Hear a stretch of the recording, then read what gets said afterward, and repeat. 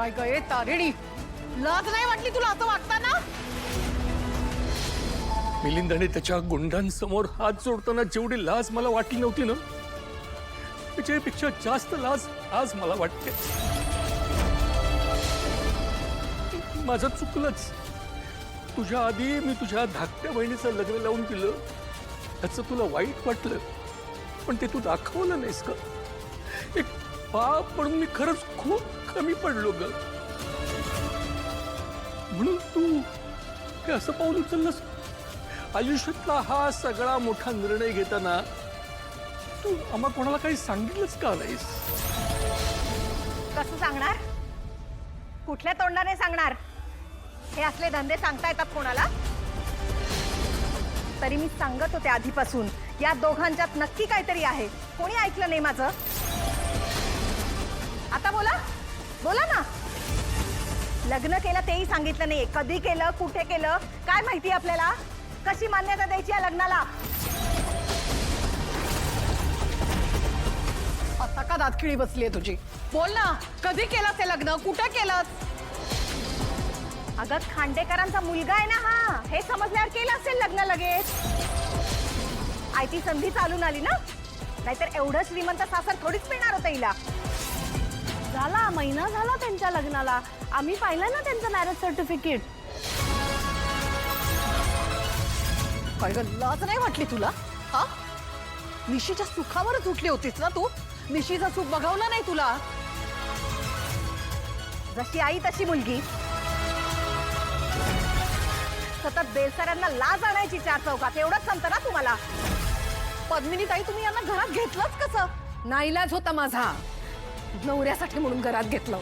नाहीतर ना ह्या लोकांना मला डोळ्यासमोर सुद्धा उभं करायची गरज नाही वाटत.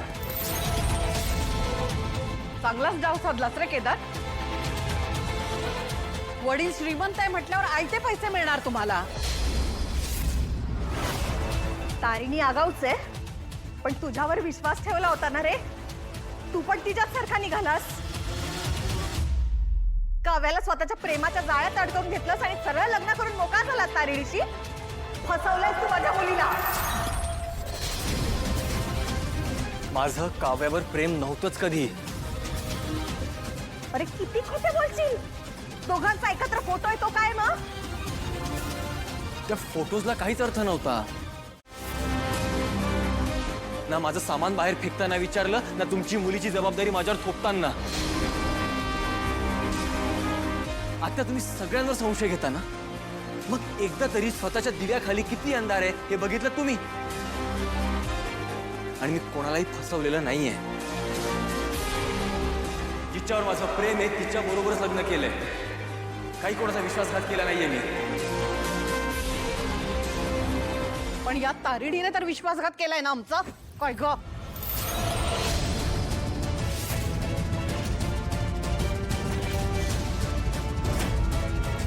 काय हो, खूप अभिमान होता ना तुम्हाला तारिणीचा? दिसले का तिचे खरे रंग? दिसले का अजूनही डोळ्यावर झापड आहे तुमच्या? बोला ना काहीतरी. अहो, फसवते ती आपल्याला. निशीचं लग्न झालं ना या घरात, म्हणून याच घरात यायचं होतं तिला. आपल्या निशीचं चूक बघवत नाहीये तिला, हे कळत नाहीये तुम्हाला? पद्मिनी ताई, चेतना ताई, मी तुम्हाला विनंती करते, आम्ही जी चूक केली ना ती तुम्ही करू नका. आपल्या निशी आणि युवराजचं लग्न जमल्यापासून जळत होती त्यांच्यावर. त्यांच्या संसारात विष कालवायच्या आधी ना या दोघांना घालवून टाका या घरातून. या घरातून बाहेर काढा यांना.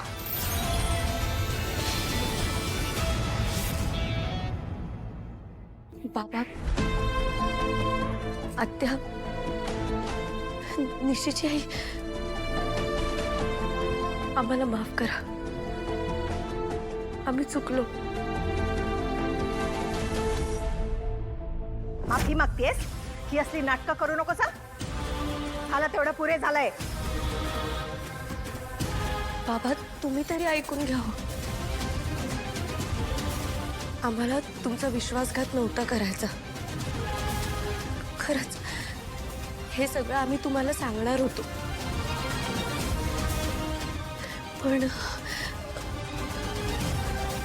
निशीचं लग्न होतं त्याच्यामुळे सगळी गडबड झाली. तेव्हा नाही सांगता आलं, म्हणजे तसं सांगायची संधीच नाही मिळाली. आणि मग त्याच्यानंतर केदारला लगेचच त्याच्या बाबांबद्दल कळलं. तेव्हा केदार खूप अस्वस्थ झाला होता, त्याच्यामुळे तेव्हाही नाही सांगता आलं. आणि मग काकांच्या तब्येतीमुळे त्याला इकडेच यावं लागलं. आणि त्याची बायको म्हणून त्याच्यासोबत मलाही यावं लागलं. तुझं काय म्हणणं आहे? तू हे सांगतेस त्याच्यावर विश्वास ठेवायचा आम्ही?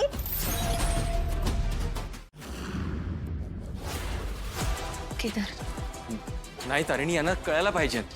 कोणीही या गैरसमजात नको राहायला की तू एकटी आहेस.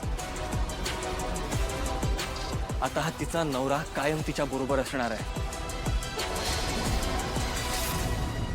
काका, आय एम रिअली सॉरी. बाबा प्लीज, आम्हाला सगळं खरं खरं सांगायचं होतं, पण तशी संधीच नाही मिळाली हो. आमची ही एक चूक पोटात घ्या.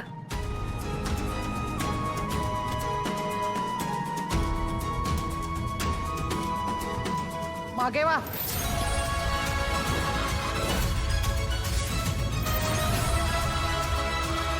बेलसरेंच्या घरातून तुम्हाला कोण आशीर्वाद देत आहे ना तेच बघते मी. तारिणी, गुपचूप घरी चल. तू कशी आहेस हे माहिती नाहीये का मला? या केदारला भुरळ घालून तू इथे मनमानी करत असशील. तू बेलसरेंच्या घरात चल, मग बघते तुला कोण वाचवतंय. तारिणी कुठेही येणार नाहीये.